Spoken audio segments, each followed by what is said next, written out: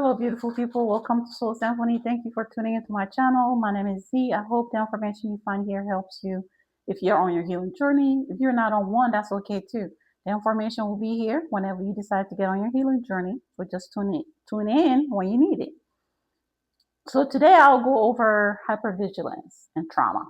Trauma, most of the time when we think about it, we associate it with, of course, different type of feelings, but we do not really associate it with certain ways that our body can react to things without even us associating that reaction to actually trauma.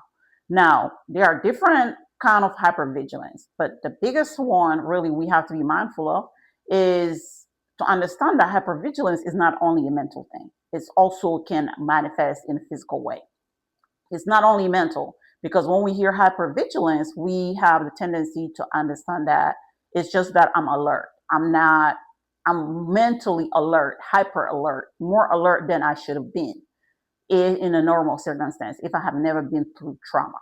But our body has its own way of actually showing us that we are hyper alert. It's not only a mind thing.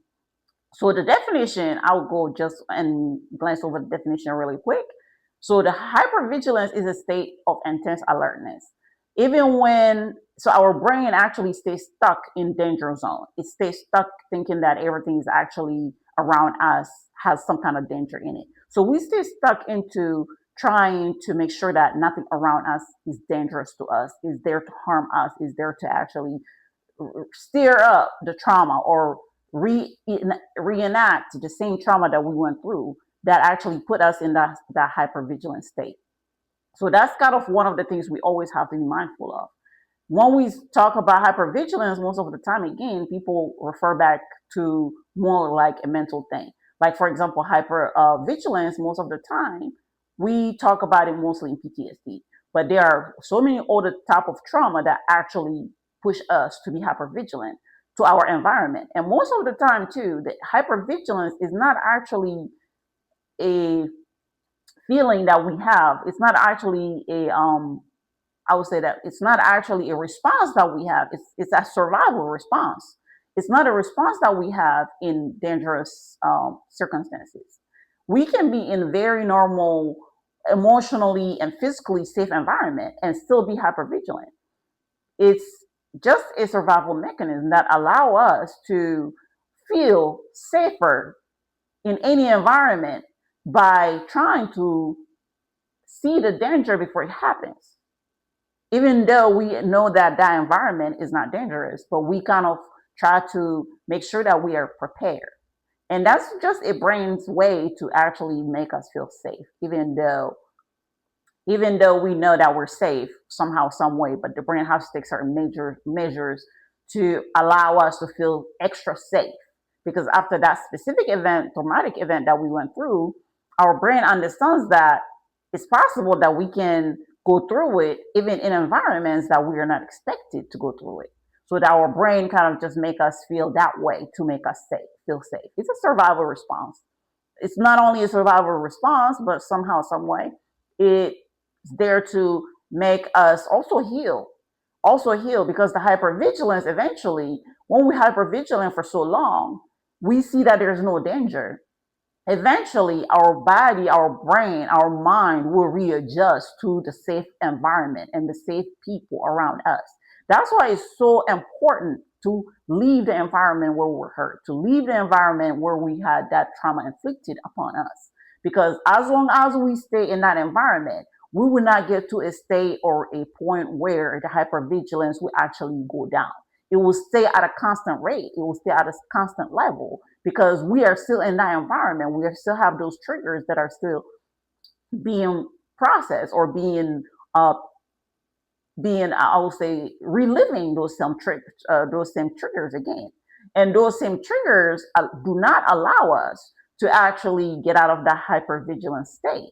So we stay in that constant hypervigilant state because we know this is not a safe environment. Subconsciously, we know it's not safe. So therefore, there is no point in time where we'll get to that place where we are feeling safe again because we still know that we're not in a safe environment. So that's the importance of leaving that environment where we have that trauma inflicted upon us to go into a safe environment. Because that safe environment, that consistency of safety, that consistency of care, that consistency of belonging sometimes, even because when we are in environments that are not safe, we feel that we don't belong, right? That safety, that belonging, that feeling of we belong to that environment, that will allow us slowly but surely over time for us to feel that, well, there is no need to be hyper vigilant because there's no there's everything is safe here. There is no threat here. So there's no need to, because hypervigilance is a type of armor. We put an armor around us to try to protect us, to try to allow us to not feel again that pain that we felt, or prevent us from feeling it again by trying to catch any and everything that might harm us early on. That's what the hypervigilance is for. And me myself, I remember years ago, I had that. And mine was actually startling. I could not, I could not bear anyone coming behind me. I could not bear that. And or people even standing behind me, like sitting behind me, I could not do that. And I had to, like, for example, in classrooms, if it's like when I took classes in person, I had to sit in the all the way in the back behind everybody. But that's something that actually I it allow me that change of behavior allow me to understand that I went through a traumatic event that changed my behavior, because I remember in my younger years when I was in school, in my younger years, all the way from, I would say, elementary all the way to middle school, and even some of my college years in the beginning, I remember I always sit in the front. I sat in the front. I used to sit in the front because I always saw it as, if I sit in the front, you have less distractions in the front.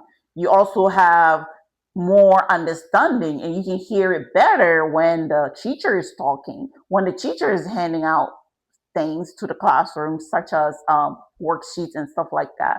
You will be able to um, see the board better, because I used to wear glasses too. I still do, but occasionally when I need it. So, but at the end of the day, in my younger years, I used to sit in the front. I didn't care about who was sitting next to me and behind me or all that. I didn't. But then, after I sustained trauma over time, I realized that I could not stand it. Somebody standing behind me, I couldn't stand that. Or somebody standing or startling me or coming and just tapping my shoulder, and I would always jump. And or me sitting in front of people. I always have to be the last one sitting all the way in the back behind everybody. And also another thing that I have realized, I always sat next to the door. Always sat every all behind everybody, and I have to sit right next to the door. That's one thing that I have actually paid attention to. My behavior had changed over time, because I didn't like sitting in front of the classroom, in front of everybody, all the way in the front. No, nobody could sit behind me. So that's just one thing that sometimes we have to be mindful. Pay attention to our behavior. Is our behavior changing over time? Has it changed over time? If it has changed, what is it exactly that have changed? Paying attention sometimes to the detail. Also, when I was younger, I used to pay attention to the detail in a very good way. Detail more like pros and cons of things, like positive, negative, things that are things that are. I did not look for the, I would say, I would not look for always the negative into things. I didn't do that. But then after going through trauma, I realized that I would look into more of the negative side of things. Like, okay, what's the catch? Or, okay, well, why is this happening? Something has to be, there must be a reason for it to happen. There must be a reason. There must be something behind all that. Things like this just don't happen, right? And then also I realized that did not I was not very much attuned to myself as much, because I was putting so much energy into being attuned with my external, the outside, which where that's where trauma is coming from, right? We don't inflict trauma to ourselves usually. Usually, trauma comes from outside and it's inflicted to us, right? So I realized that I was not as much attuned to myself compared to my outside, my external. I was more attuned to my outside because I was putting so much energy making sure that what I see around me is not there to harm me. What I see around me is not actually there to be detrimental to my life. So that's another thing we have to pay attention to. I used to be my sense of paying attention to detail has changed. It has changed in the sense that it was not proportional. When I was in my younger years, before going through all the trauma that have actually altered my point of view when it comes to life. I've been through more trauma also during childhood, but that was a different type of trauma that I believe at the time because I was so younger, so much younger, and then my mind was a little bit more malleable in the sense that maybe I could have healed those things a little bit quicker or a little bit I was a little bit more naive, maybe. I don't know. But at the end of the day, I realized that it was a different. It was very different. And the type of trauma also that brought hypervigilance out of me was a different type of trauma than the one that I have sustained during childhood and during even my teenage years and my early adulthood. So that's kind of something we have to be mindful to be able to go backward in time to look at it, right? So if we think about it, it's actually the hypervigilance is mostly a nervous system thing. Not only it's a nervous system thing, but it's also physical and emotional. So we have to be mindful because we get attuned to paying attention to other people's emotions, making sure that our physical environment is not changing in a dramatic way that might actually be detrimental to us. We pay attention too much to the way people react to what we say, how we say it, and not only a verbal reaction, but also a physical reaction. We pay attention too much more to the also the verbal. I would say the verbal communication and also the physical communication. Because physically, people communicate with us. We just sometimes don't pay attention too much, right? We pay attention more to what they say than what they actually do while they're saying it. So we have to be mindful that sometimes their actions, we don't pay too much attention about if their action actually matching what they're saying. We don't pay attention too much to that when we should. Now, some signs of hypervigilance that we see is again the constant scanning. We're scanning all over the place, making sure that our environment is actually what it's supposed to be. There's nothing there that is there to harm us. So again, as I mentioned, sitting next to the exit door, that's one thing that I have done myself. And I know for a fact that some people can actually relate to that because that safety, it's a sense of safety to know that if something happens, I'm right at the exit. All I can do is exit and run, right? That's one thing that sometimes we do. We do not even pay attention that we're doing it. So we have to be mindful to what we do and pay attention to actually how is our behavior changing. Our behavior has it changed from the time before we went through the trauma to the time after we went through that trauma. And then the exaggerated startling, that's another thing. Which again, like I said, I have went through that myself. I cannot now. I don't remember honestly how long ago I stopped feeling it, but I would say for sure, all the way until 2023. Actually, I would say even 2024. I have until then I was into that state of hypervigilance and when it comes to the startling until then. Now sitting down next to the door and all that I still do that. I still do that, and I don't like people sitting behind me. I still do that, but the only difference is I do it now by preference, not by me wanting to feel safe. That's the only difference because I have done it for so long. I found that I like it. So I just sit there. And also because I realized that if I sit all the way in the back, I can see everybody. I can see everything. That's another thing. My view is better. That's the only reason that I still do it. But again, over time, we have to pay attention to those things. Now, physical exhaustion is a thing. when it comes to hypervigilance, because we put so much energy into making sure that we are safe. Our prime focus becomes safety when it comes to hypervigilance. And then it can sometimes trickle all the way down to our physical health. Because when we hypervigilant all the time, every time, that's mental capacity that's brain power that we're using. That's brain power. And brain power is energy. The energy comes from somewhere. It comes from, again, our organs working overtime. When our organs are working overtime, our heart has to work overtime, right? So therefore, we have faster heartbeat. We can have high blood pressure. We can have our muscles that are tight all the time. We cannot really relax. We can have trouble sleeping, insomnia, and we feel tired all the time because we're not sleeping enough. So that's another thing that we have to be mindful. And then overanalyzing things. The overanalyzing part comes from, again, we always asking ourselves, what are we seeing in front of us? What is it? How is it possibly going to harm us, right?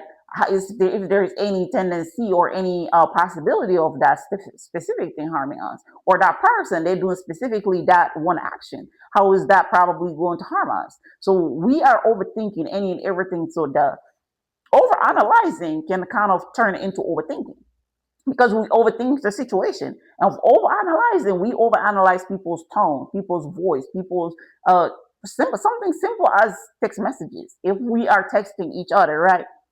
And then that person, let's say they are at their desk and they're working, and you text them, and they have, like, at the time you texted them or we texted them, they were in lunch break, and then they had 2 minutes to go back to lunch break, to go back to the office, and then all of a sudden they text you, we texted back and forth, and then they're not responding. So the first thing we'll do is probably, oh well, they probably not texting because they don't like me, or because they hate me, or because I've done something to them, that is not, that they're not telling me. They're hiding something. Maybe they're just hanging out with their friends. They just don't want to deal with me. So we start overthinking things. We start overanalyzing, overthinking, making up scenarios. So all that is something, again, that we have to be mindful that hypervigilance is not only, again, the physical aspect, what we see that can harm us from outside, but it's also, again, mentally it's taxing. So we have to be mindful of that. And why does it happen? Again, it's, again, a survival mechanism. It's a predictive control. We want to control things that are happening around us, to making sure that we are retaining control over our own safety. That's all it is. We try to stop the next bad thing from happening to us, because we had so many other bad things that happened to us that taught us that maybe when those things happened to us, we just did not have control over the situation. We did not have control over the people who inflicted it on us. We did not have control over the timing. We did not have control over the environment. So now we are hyper vigilant, and we have to make sure that we actually control, and we have a control that will predict that harm from happening to us, or something else that is harmful, even if it's not exactly the same situation. Just something that is harmful, period. We do not want it to happen to us, because we did not have control over the previous situation, or the previous situations, if there are so many other situations that happen. Now, that is mostly that we stay in high alert, making sure that, again, we're safe. Now, to just making sure that we understand that there are many things we can do. Hypervigilance is not a permanent thing. Over time, we can go back to feeling safe again. Our nervous system regulated again, because hypervigilance is directly linked to our nervous system not being regulated. Once we work through that and making sure that our nervous system gets back to a regulated state, usually the hypervigilance goes away. Like I have mentioned, that I used to have the startling. That was one of my biggest one. That's one of the reasons I had to change my behavior in different ways to actually feel safe, sitting next to the exit door, making sure that nobody sits behind me, nobody comes and approach me from behind. And I will sometimes, when I'm standing to talk to people, I used to actually stand in front facing people, by making sure that my back is against the wall, because then nobody can come behind me because I'm against the wall, right? So that's one thing that I used to do. But again, with time, when we start feeling safe, naturally things can fall into place, where certain behaviors, we correct them. The hypervigilant behavior, we correct that.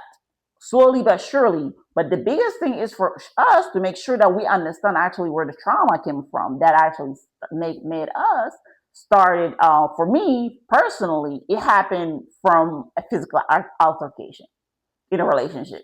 That's what happened, physical violence. That's how I started being hyper vigilant. It was just that. I didn't even realize at the time that was the reason until after I start thinking about it over time. Like, where did that come from? And then that's when I realized that, oh, it started around that time. And even when I sit on the couch, like we used to have our couches in the living room, they were actually in the middle. They were not like against the wall or anything. They were in the middle. And then I had like a couple chairs against the wall. And I realized that I stopped sitting on the couch because the couch have that space where someone can come from behind, right? And when I'm sitting watching TV or staring at like the direction of the TV, there's still that space where someone can come behind me. And I stopped doing that. So I would just sit on the chairs that were actually against the wall. So those are the things that sometimes we have to be mindful that our behavior sometimes tells us the way the switch in our behavior actually tells us. If we think about it, go backward, retrospectively think about it, we can see that the trauma happened to us at a certain time, which is the pivotal point where our behavior actually has switched from one type of behavior to another type of behavior. And that second type of behavior that is switched to, most of the time, that is a type of behavior we have adapted to making sure that we are safe, to making sure that we are not going to allow such a hurt or such a trauma to happen to us again. So it's mostly that. So some of the ways that we can do is making sure that again, the only way we can actually get hypervigilance out of our system, heal hypervigilance, is to make sure that we regulate our nervous system. And some of the techniques that we can use to regulate our nervous system, there are so many techniques out there, but I will just talk about a few. So the grounding techniques are some of them. Grounding techniques, there are so many grounding techniques.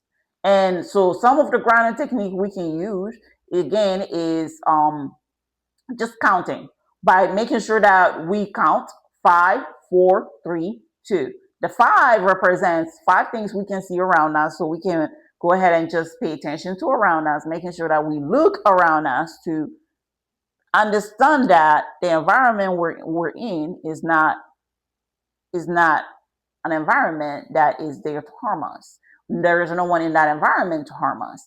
By looking at 5 things, let's look around us and see 5 things that we can actually feel that those 5 things are there to benefit us, to not harm us, or 5 people. It can be just 5 things, 5 people in our environment.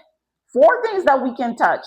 4 things that we can touch. Just touching. Sometimes only touching makes us come back to ourselves. Understand that I'm here, I'm present.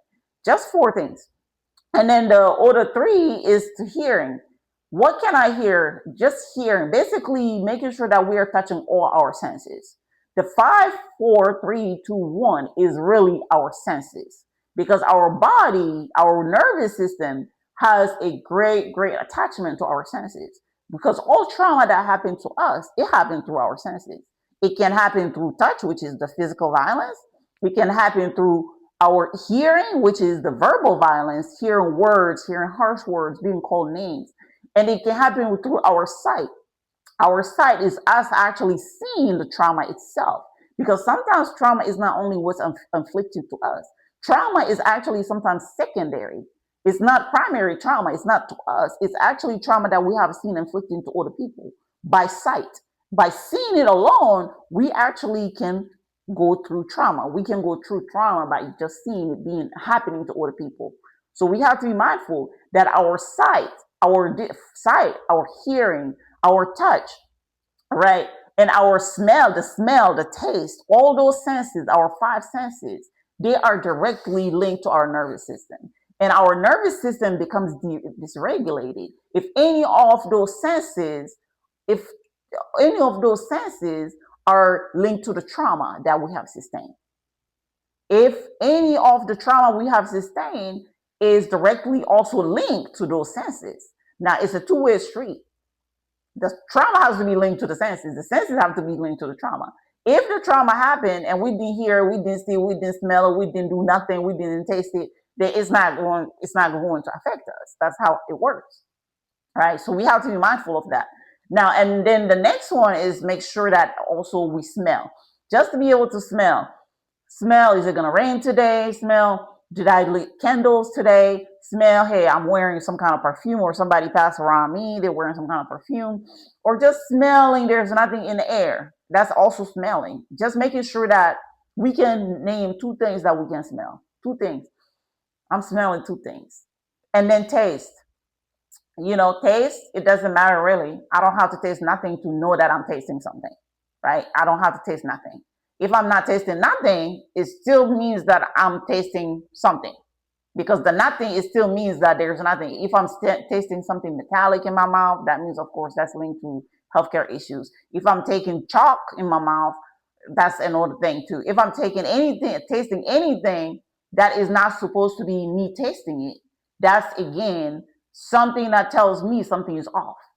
Because if I'm tasting strawberries, right, in my mouth, and I know I did not eat any strawberries today, or nor yesterday, nor the day before that means something is off. That's probably that taste is linked to something that I have went through or during trauma.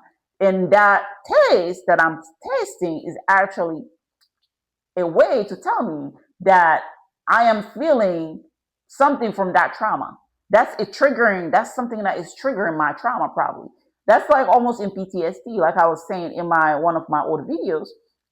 People who go through certain intimate physical abuses, during the time it happened, during the time the abuse happened, whatever they're smelling around, it gets ingrained into their brain. Whatever they were tasting, if they were eating something, or they were tasting something, or they were smelling something, or they were looking at something, that specific sight gets ingrained into their brain.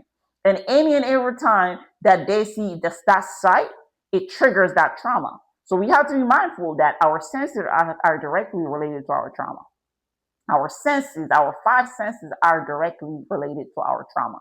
And then another thing we can do is also somatic care. Somatic care is really deep breathing. When we do yoga, that's somatic care. Anything really that make our body move, our senses come back to normal, feeling safe again. Just making sure that we're grounding ourselves with our environment. Because those two are two separate things. Our body is separate from our environment. But there is always this synergy between the two. There's a synergy that goes between our body and our environment. Now, make sure that we understand that if our body is off, then our environment, it reflects. And if our environment is off, it also reflects on our body. So that's the synergetic aspect of the two. Now, when we're doing breathing, we cannot say that we will sit down and breathe normally with, a normal breath and everything else in an environment that's chaotic, because our body will actually pick up the chaos that's going on in our environment. And our body has to adjust to that chaos by breathing quicker, hyperventilation, right? That's kind of how we end up sometimes being anxious, or a lifelong anxious person, because we grew up in a chaotic environment and our body has to adjust to that. And we become sometimes not only hypervigilant, but we have to hyperventilate sometimes. And that's how we sometimes know that we are anxious, by seeing us hyperventilate too. We can hyperventilate having panic attacks, and we can also hyperventilate actually having anxiety. So those two go hand in hand. Those two, hyperventilation, chaos, and also the trauma sometimes. So we have to be mindful of that. And then making sure that we seek also a professional, healthcare professional, that will be able to give us different type of therapeutic aspects of healing, right? Because not every therapist will be able to provide you the help you need, depending on the type of trauma you have sustained and how long it will sustain. So we have to be mindful that sometimes it's better to go to trauma-informed therapists, people who are specialized therapists, who know exactly the type of trauma you went through and the different aspects and modalities of healing that actually will benefit you, instead of going to someone who's generalized. Now, it's not a bad idea to start with someone who's generalized. And then depending on the results we get over time, we can decide to stay with them or we can decide to switch with someone else. And then, so that's just the biggest thing. And there are so many different modalities of healing when it comes to therapy. It's just making sure that we actually seek the help. That's what's the important part. So managing the physical symptoms, making sure that we do that. If we have anxiety related to it, panic attacks related to it, make sure we see actually a psychiatrist, because those have to sometimes be medication, right? They have to prescribe medications for it to manage it. So, and then if we have insomnia, all that different aspects, the physical manifestations, the physical symptoms that we can have with hypervigilance. So that's something that we have to make sure that we connect to a healthcare professional that can actually help us in that specific aspect. And so just making sure that we do what we need to do. So I'll go ahead and stop it here, and just understanding the making sure that we understand the concept of hypervigilance. Hypervigilance is not always how we see it as. It can manifest in different people in different ways, but just as long as we know that the manifestation is never actually our fault, it's never actually a good thing. Also, because it's hiding something.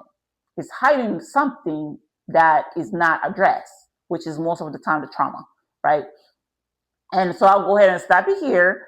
And so in every video, I will say this: please, please, please take care of yourself, making sure that you take care of yourself on a daily basis. Do your walks, your yoga, meditation. Make sure you eat some healthy food every day, veggies, fruits, just a balanced meal, right?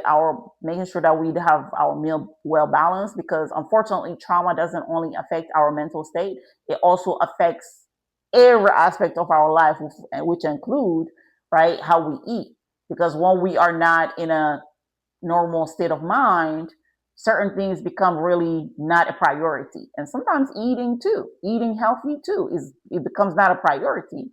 Not that it takes so much to actually put into it. Doesn't take so much energy to eat healthy. It's more like it's not a priority. So that's the biggest reason, unfortunately. So making sure that we eat healthy, because again, when we're not eating healthy, it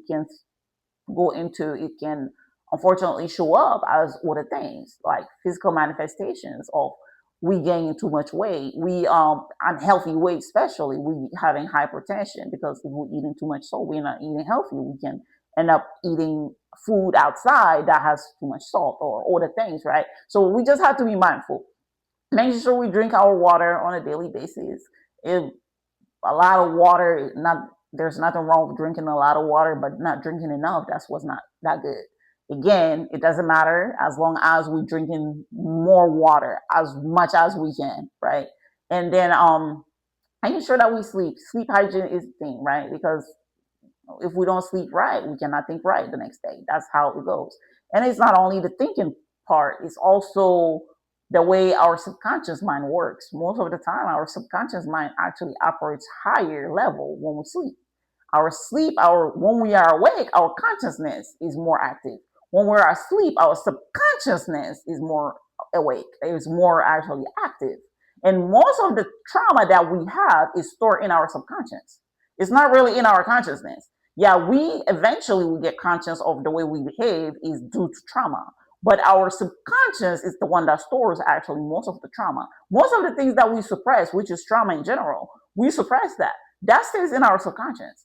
And we are processing those things when we sleep. And when we do not sleep well, it's not only a physiological aspect of not sleeping well that will show, or a mental aspect of it. It's also when it comes to subconscious. The subconscious things that are stored in there, they do not get to be processed when we're not sleeping enough. And it's not only sleeping enough, but sleeping in a restful manner.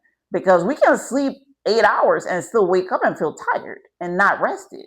So we have to be mindful. Sleep hygiene is not only about sleeping enough time, enough hours. It's also sleeping in a way that we feel rested the next morning. and we have enough energy to actually do what we need to do every day, right? And so making sure that we just do that, and make sure we surround ourselves with positive people, making sure that we are taking care of ourselves. If nobody's there to take care of ourselves, make sure we do that for ourselves. Taking ourselves out to go have lunch every now and then, to go have long walks, making sure that we are checking on ourselves. How am I doing today? How am I feeling today? What do I need today? Because sometimes, again, we can ask ourselves how we feeling, how we doing, but we don't really ask ourselves enough what do we need? Because our needs are important. Not everybody will ask us what we need, right? But we have to be able to do that for ourselves. What do I need? What are my needs? Now, sometimes things that we want are important, but not what we always want is what we need. So we have to be mindful, so we have to be mindful that we are providing ourselves our needs. Our needs, yeah, our wants are important too, but our needs are more important. Okay. So I'll go ahead and stop it here. And until next time, please, please, please take care of yourself. All right. Bye bye.